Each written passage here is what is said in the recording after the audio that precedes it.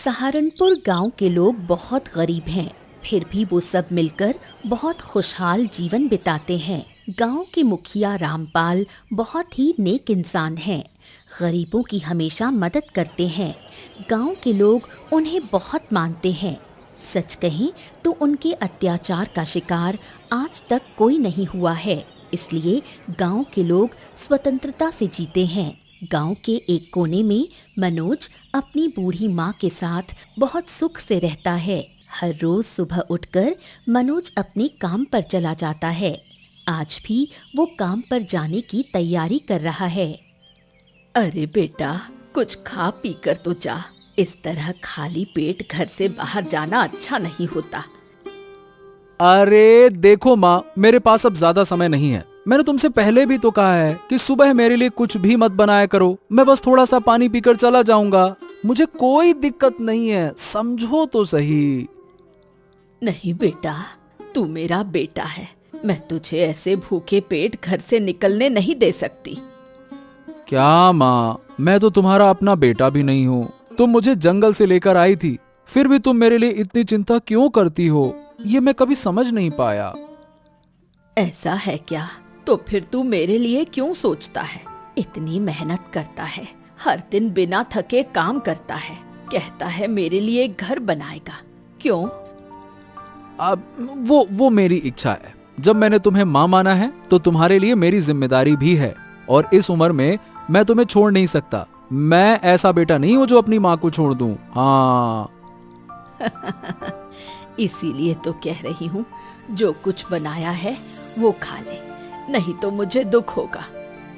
कुछ भी कहती रहती हो। हाँ हाँ, अच्छा ठीक है, दो, जो भी खाने के लिए बनाए जल्दी से दो, फिर मैं काम पर निकलूं। आज बहुत सारे पेड़ काटने हैं। ज्यादा चिंता मत कर, और अब तो देखभाल कर। एक बहू भी ले आ। मैं कब तक जिंदा रहूंगी तेरी बहू को देख लूं, फिर मरकर भी चैन पाऊंगी। अब लाओ जल्दी से ना माँ, दे दो। अब ठीक है ठीक है ठीक है, अब काम के समय में मुझे तंग मत करो। जल्दी से खाने को दे दो, फिर मैं निकलता हूँ। हाँ। आज मनोज जंगल के एक नए हिस्से में गया है। वहाँ सूखे पेड़ों की संख्या ज्यादा है।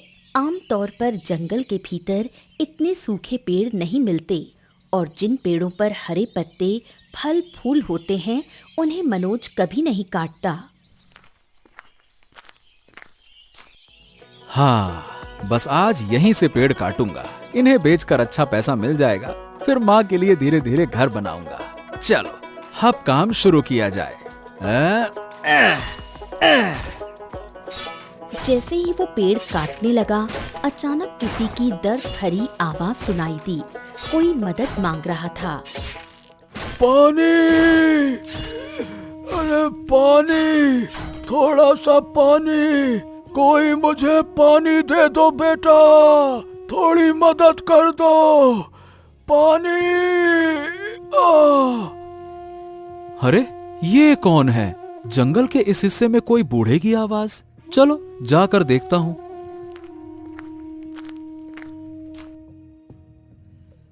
अरे आप कौन है चाचा जी? इस हालत में यहाँ कैसे पड़े हैं? कहाँ जाना था? अब कहीं जाने की जगह नहीं रही बेटा। सालों से मैं यही जंगल में रह रहा हूँ। अब शरीर साथ नहीं दे रहा। लगता है कि आज मेरा अंत आ गया है। अरे नहीं नहीं नहीं नहीं नहीं, आप चिंता मत करें। मेरे पास पानी है, मैं आपको देता हूँ। धन्यवाद बेटा, तुम सच में नेक दिल इंसान हो। लेकिन बेटा, लगता है कि अब मैं जिंदा नहीं रहूंगा, इसीलिए कुछ बातें तुम्हें बताकर जाना चाहता हूँ।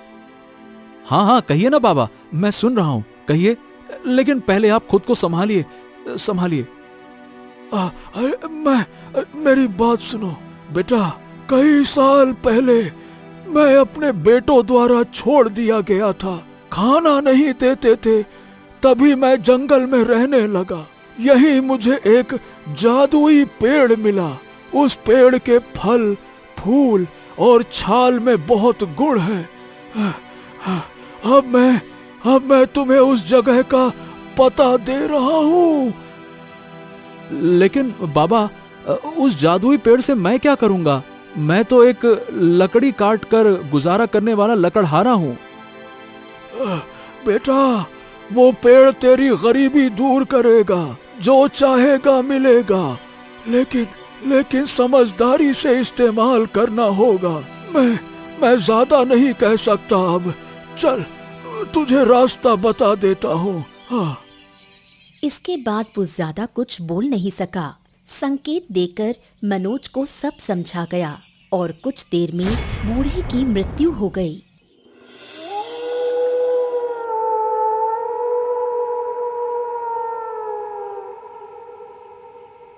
इस घटना के बाद मनोज बहुत दुखी होकर घर लौटा। पूरा दिन उदास बैठा रहा। क्या बात है बेटा, सुबह से देख रही हूँ तू बहुत गुमसुम है। क्या हुआ? बड़ी दुख की बात है माँ। आज जंगल में काम करते वक्त एक बूढ़े आदमी की मौत हो गई मेरी आंखों के सामने। मैं कुछ नहीं कर सका। ऐसा है? तूने मुझे बताया क्यों नहीं? अरे कुछ भी कहने का मन नहीं हुआ। बहुत दर्द हो रहा था अंदर से। मौत को सामने देखना बहुत भारी था। और माँ, मरने से पहले उन्होंने मुझे एक राज की बात बताई। राज की बात? क्या? उनके बेटे ने उन्हें घर से निकाल दिया था। वो जंगल में रहते थे। वहां उन्हें एक जादुई पेड़ मिला। उसके बहुत सारे लाभ हैं। उन्होंने उस पेड़ की जानकारी मुझे दे दी। तो ये तो बहुत अच्छी बात है। वो अच्छे इंसान थे। आखिरी वक्त में तुझसे मदद मिली, इसलिए सब बता गए। क्या तूने पेड़ को देखा? हाँ माँ, पेड़ के पास ही मैंने उनका अंतिम संस्कार कर दिया। लेकिन अब मैं सोच रहा हूँ उस पेड़ से लोगों की मदद कैसे करूं। क्या मतलब? माँ, मतलब उन्होंने कहा था कि इस पेड़ से सबकी मदद करना। लेकिन मैं समझ नहीं पा रहा कि इसका सही उपयोग कैसे करूं। उसकी बात सुनकर बूढ़ी माँ थोड़ी देर चुप रही। एक काम कर, थोड़ा कष्ट होगा लेकिन जरूरी है। अब से तू पेड़ काटना कम कर।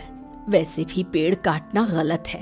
थोड़ी सी लकड़ी और उस जादुई पेड़ के फल फूल लेकर शहर के बाजार में बेच। लोग उससे लाभ पाएंगे। ये तुम ठीक कह रही हो माँ। मैं खुद तय नहीं कर पा रहा था। अब मैं तुम्हारी योजना के अनुसार चलूंगा। ठीक है। अगले दिन सुबह मनोज कुछ लकड़ियां और उस जादुई पेड़ के फल, मसाले और पत्ते लेकर गांव के बाजार में बैठा। लोग उससे खूब सामान खरीदने लगे। तभी राह चलते वहां राघव आ पहुंचा। अरे मनोज बाबू, क्या बात है, क्या बात है। आज तो देख रहा हूँ लकड़ियाँ कम और ये फल सब्जी ज्यादा लेकर आया है।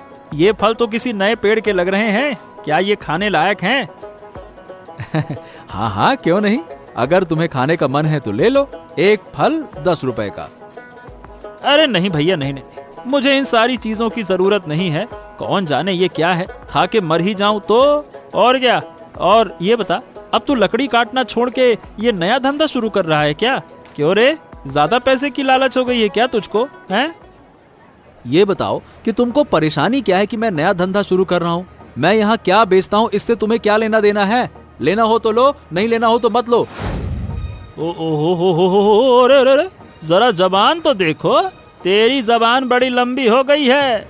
सुन, जैसा तू गरीब था वैसा ही गरीब रह और गरीब लोगों को ठक्कर अमीर बनने की कोशिश मत कर, वरना चुप ना बैठेंगे हम बेटा। हाँ तो तुम भी सुन लो।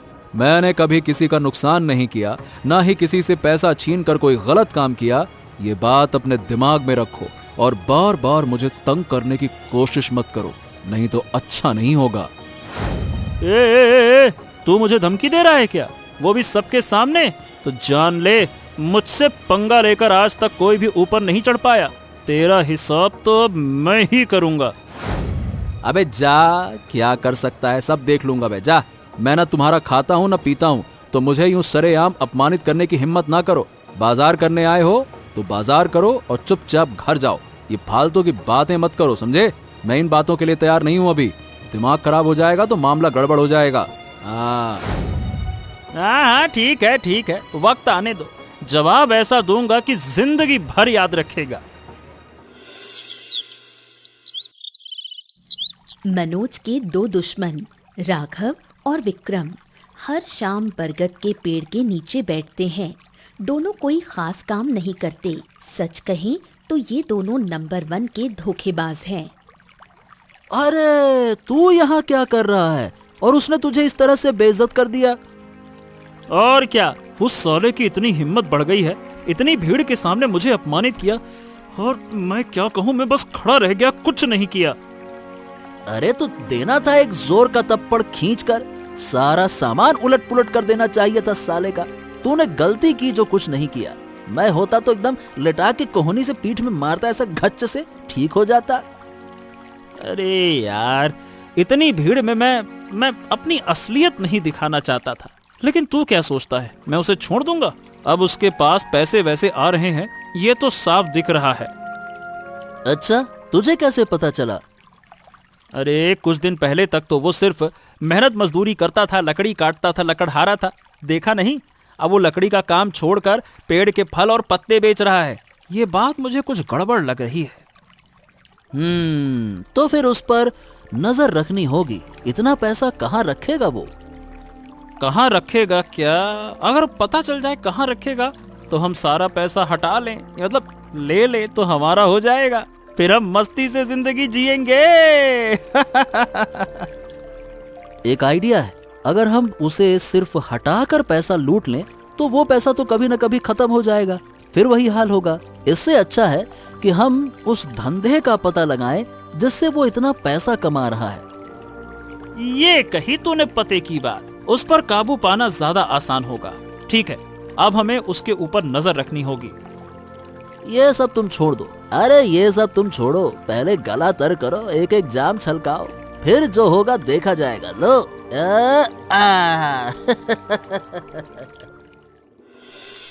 अगली सुबह रामपाल की बेटी कमला शहर से वापस लौट रही है। रामपाल की उम्र हो गई है, लेकिन फिर भी वो अपनी बेटी को लेने गया है। थोड़ी बहादुरी दिखाने के चक्कर में अब मुसीबत में पड़ गया है। दोनों हाथों में भारी बैग। कमला अपने पिता को देखकर हंस रही है और दोनों साथ चल रहे हैं। अरे बाप रे बाप, मैं क्यों आया लेने इतने भारी बैग? अरे जब तू गई थी तो सिर्फ एक हल्का सा बैग था, अब ये दोनों बड़े बड़े बैग में क्या लेके आई है? अरे बाप रे। अब ठीक ही तो है, इतने दिन से तुम आराम कर रहे थे, अब थोड़ा काम करो। बेटी का काम करने में इतना कष्ट क्यों? बात तो सही है, मेरी एक ही बेटी है तो उसके लिए काम नहीं करूंगा तो और किसके लिए?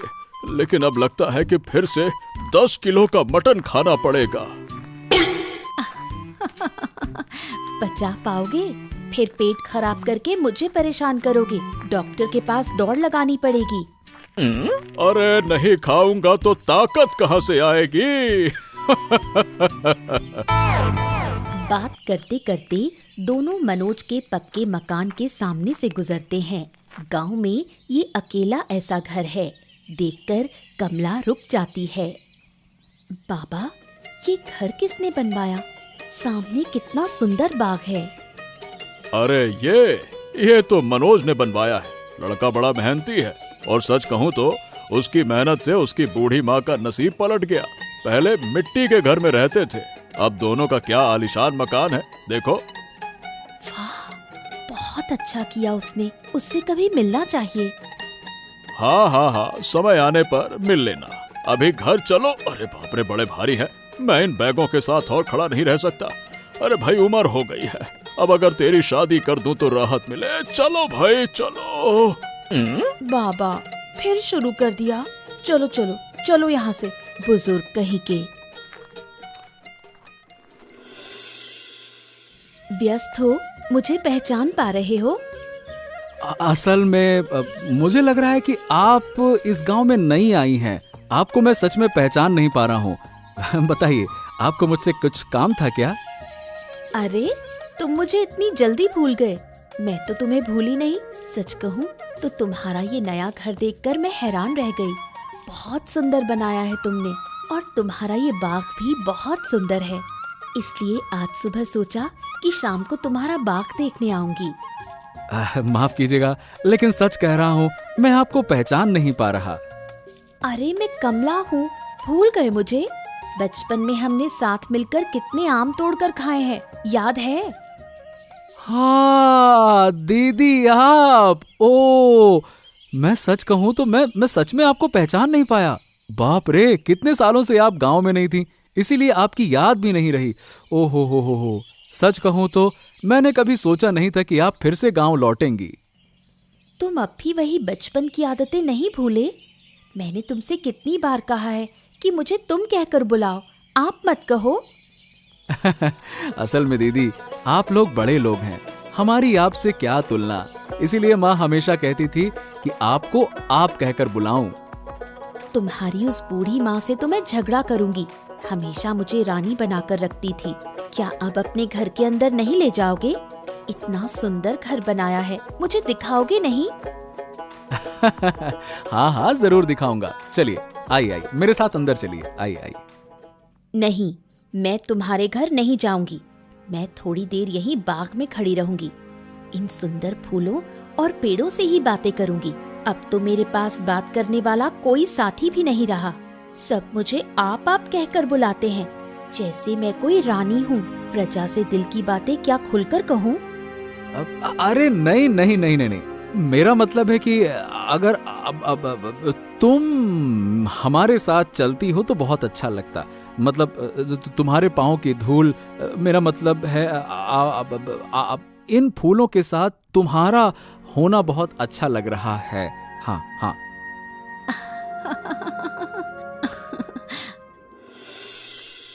अगली सुबह जादुई पेड़ से औषधीय फल लाने के लिए मनोज रोज की तरह निकल पड़ा।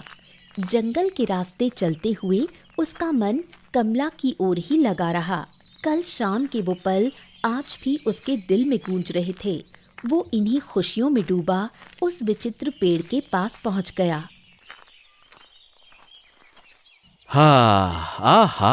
आज तो मन और भी हल्का हल्का लग रहा है। पता नहीं आज इतनी खुशी क्यों हो रही है।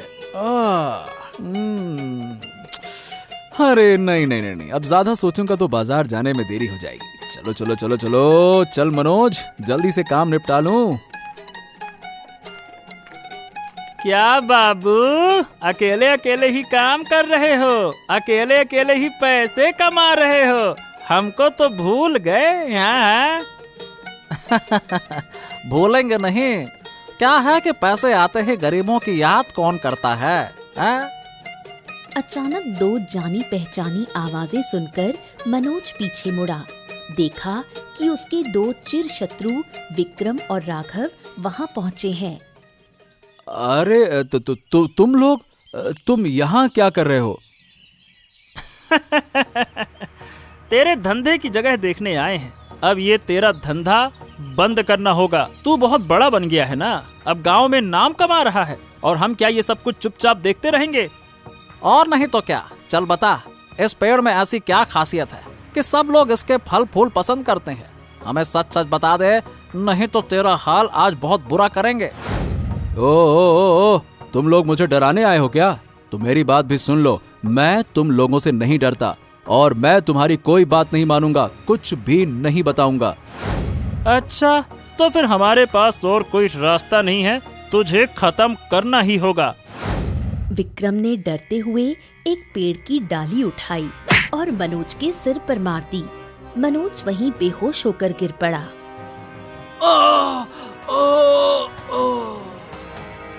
बस, अब हमारा रास्ता साफ है। अब हम भी इसी तरह का धंधा करके अमीर बनेंगे, और अब हमें कोई रोकने वाला नहीं होगा। सुबह से शाम हो गई। बूढ़ी माँ जानती है कि उसका बेटा मनोज कभी इतनी देर घर से बाहर नहीं रहता।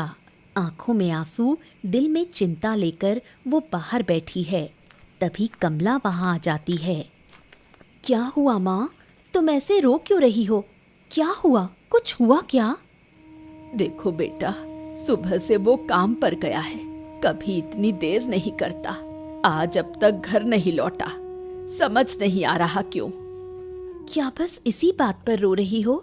शायद वो शहर के बाजार चला गया हो, इसलिए देर हो रही हो। ऐसे मत रो, तुम्हारी तबीयत खराब हो जाएगी। नहीं बेटा, ऐसा कभी नहीं होता। अगर वो शहर जाता है तो मुझे बता कर जाता है। आज बिना बताए क्यों गया और अब तक क्यों नहीं आया? अब तो शाम भी होने वाली है। जंगल में शाम को रहना ठीक नहीं है। बात तो तुम्हारी सही है। उसका कोई दोस्त यार है क्या? अगर किसी को कहें कि जाकर उसे ढूंढे तो शायद पता चल सके। उसका कोई दोस्त नहीं बेटा, दुश्मन है बहुत। हमेशा उसका नुकसान करने की फिराक में रहते हैं। उनसे क्या कहूँ, वो भला करने के बजाय नुकसान ही करेंगे। मेरा मन कहता है वो जरूर किसी मुसीबत में है। तुम ऐसे मत रो माँ, चलो मेरे घर चलो। तुम्हें यहाँ अकेला छोड़ना ठीक नहीं। सब ठीक हो जाएगा, तुम चिंता मत करो। मैं कहती हूँ सब ठीक हो जाएगा।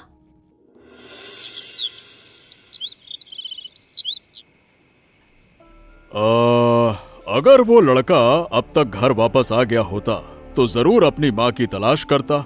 अब मुझे भी लग रहा है कि वो किसी परेशानी में है, लेकिन क्या हुआ है कुछ समझ में नहीं आ रहा है। बाबू, आप कृपया कुछ कीजिए। उस लड़के के सिवा मेरे पास कोई नहीं है। अगर आप मेरी मदद नहीं करेंगे तो मैं चैन से मर भी नहीं पाऊंगी। मैंने अपने बेटे को बहुत मेहनत से पाला है। मैं उसे खोना नहीं चाहती। आप दुखी मत होइए। आज रात मैं कुछ नहीं कर पाऊंगी और पिताजी भी बूढ़े हो गए हैं। मैं कल सुबह जाकर उसके काम करने की जगह दिखाती हूँ। मुझे लग रहा है कि वही कहीं किसी परेशानी में है। लेकिन बूढ़ी माँ, मैं तुम्हें अकेले कैसे जाने दूं? मैं तुम्हें छोड़कर और ज्यादा चिंतित हो जाऊंगा कि तुम कैसे रहोगी, क्या करोगी। नहीं बेटे, अब इतना मत बोलो। तुम थोड़ा आराम करो। पूरे दिन तुम्हारे ऊपर बहुत बोझ था, बहुत चिंता हुई। अब चुपचाप आराम करो। यहाँ सारी रात बिना खाए पिए बंधा रहने की वजह से मनोज की हालत खराब हो गई है। वो अभी कुछ देर पहले होश में आया है, लेकिन उसे अच्छे से पता चल गया है कि ये दो गुंडे उसे यहाँ बंद करके गए हैं। इसलिए वो बेबस होकर चुपचाप बैठा है, मदद मिलने की उम्मीद में। तभी कमला वहाँ आती है।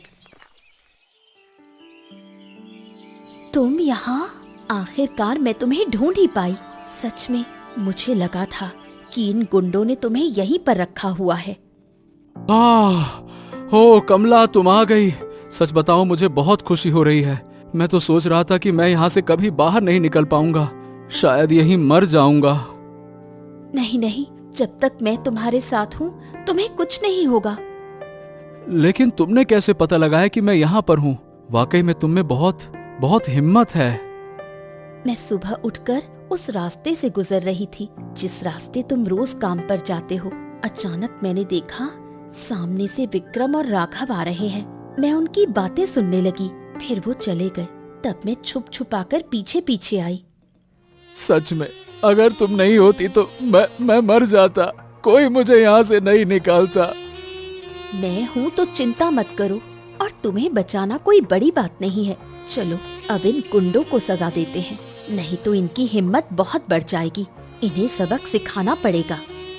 लेकिन क्या ये लोग सच में मानेंगे सबके सामने? मुझे नहीं लगता। सच ना माने, लेकिन उनके मुंह से मनवा लूंगी, नहीं तो ये जिंदगी भर चालाकी करते रहेंगे। और तुम एक अच्छे इंसान हो, तुम्हें ऐसी चालाकियों का शिकार नहीं होना चाहिए।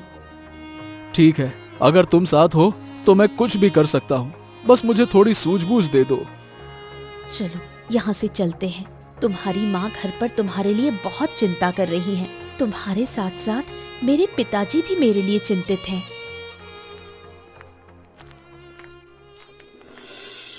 आइए आइए आइए, ये हैं पोषक तत्वों से भरपूर नए और स्वादिष्ट फल। आइए आइए आइए, ये फल खाने से आपकी सेहत बहुत अच्छी हो जाएगी। अरे जल्दी आइए, आइए, जल्दी आइए, ज्यादा देर मत करिए, खत्म हो जाएगा तो नहीं मिलेगा। अरे आओ काका, आ जाओ, आ जाओ।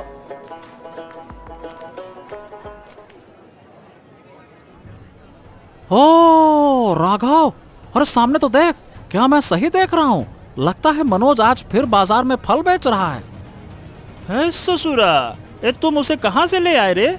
हमने तो उसे गुफा के अंदर बंद कर दिया था और हमको तो लगा था कि वो मर चुका होगा। अरे मर जाता तो क्या उसका भूत बैठा है? ये देख तो सामने, मैं झूठ थोड़ी बोल रहा हूँ, वो सच में मनोज ही है। हाँ रे, सच में। विक्रम, तू झूठ नहीं बोल रहा है। पर वो गुफा से कैसे निकला और उसको बचाकर कौन लाया? अब यह तो मनोज ही बताएगा, उसी से पूछना पड़ेगा। यहाँ खड़े रहने से कोई फायदा नहीं है, चल उससे पूछते हैं। अगर वो यहाँ घूमता रहेगा तो हमारे लिए नुकसान होगा, कहीं उसका मुंह खुल गया तो हमारी तबाही हो जाएगी। चल।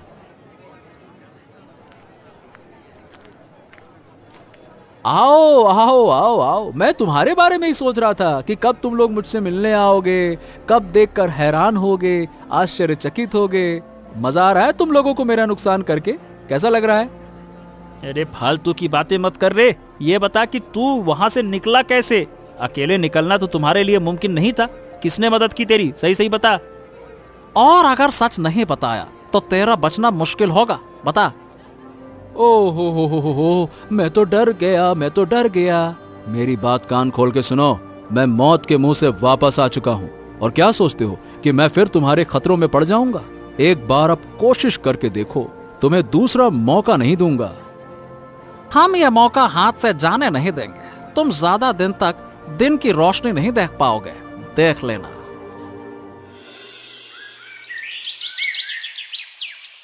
उसी रात बदला लेने के लिए दो शैतान मनोज के घर के सामने आ खड़े हुए। तब चारों तरफ सन्नाटा था। आज रात उस साले मनोज को खत्म करने चलते हैं। उसे ज्यादा दिन तक जिंदा रखने में हमें नुकसान होगा। चलो। हाँ हाँ, यही करना होगा। ज्यादा बातें करने का कोई फायदा नहीं है। जल्दी जल्दी अपना काम निपटा के चलते हैं, चलो। हा, अंदर जाकर क्या करने वाले हो तुम लोग? हम सब तो बाहर ही खड़े हैं, देखो। तुम यहाँ, मतलब कि आप लोग यहाँ? मैं तो यही सोच रहा था कि मैं इस रास्ते से जा रहा था, बस तुमसे थोड़ा सवाल करने आया था मनोज। अच्छा, कैसा सवाल? झूठ बोलने के लिए और कोई बात नहीं मिली? तुम लोग यहाँ क्या करने आए थे मैं बहुत अच्छे से जानता हूँ। तुम्हारे हाथों में छुरियां हैं और बात कर रहे हो सवाल पूछने आए थे। आप समझ रहे हैं ना बाबू? देखिए, ये मुझे मारने आए थे रात में, ये हाथ में चाकू लेकर। देखो आप, सबूत सामने है। मैं देख रहा हूँ। अब क्या झूठ बोलोगे? बोलो। पहले तो तुमने मनोज को रोककर उसे नुकसान पहुंचाने की कोशिश की और आज फिर मौका पाकर गलत काम करने आए हो, हैं? नहीं बाबू, ये सब गलत है। हमने कुछ किया है क्या? कुछ भी तो नहीं किया। देखिए, हमारी बात मानिए, सच कहता हूँ कि हमने कुछ भी गलत नहीं किया। गांव वाले सब तैयार हैं तुम्हें पीटने के लिए। तुम्हें कुछ देर पीटने के बाद इस गांव से पूरी जिंदगी के लिए निकाल दिया जाएगा। बाबू, इस बार माफ कर दीजिए। आगे से ऐसी गलती दोबारा नहीं होगी। हम वादा करते हैं। तुम लोग जो बात करके धोखा देते हो, बाबू बहुत अच्छे से जानते हैं, इसलिए झूठ बोलना बंद करो। सम्मान के लिए अब यहाँ से भाग जाओ, भागो। ठीक है। अरे विक्रम, ज्यादा बातें मत बढ़ा, जल्दी चल यहाँ से, वरना गांव वाले गुस्से में हैं, हमें छोड़ेंगे नहीं। चल, अरे चल, भाग।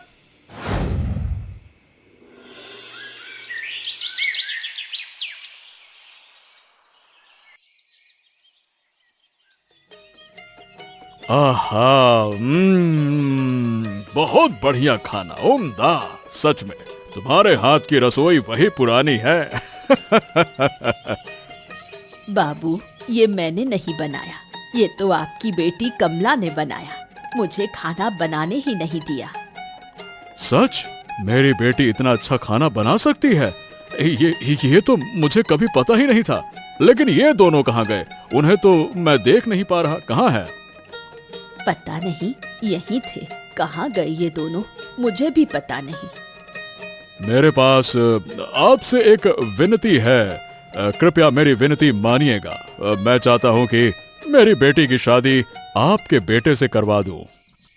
सच कहूं तो जब वो बूढ़ा आदमी मरने वाला था, अगर तब मेरे बेटे ने उनकी मदद ना की होती तो शायद हम कभी खुश नहीं हो पाते। और फिर अगर आपकी बेटी ने मेरे बेटे को खतरे से नहीं बचाया होता तो शायद। सब भगवान की इच्छा होती है। आपके बेटे जैसे अच्छे लड़के को कोई नुकसान नहीं पहुंचा सकता, और संकट के समय सब उसकी मदद को आएंगे। और हाँ, उन्हें पहचानो जो मुश्किल वक्त में मदद को आते हैं, वही सच्चे दोस्त होते हैं।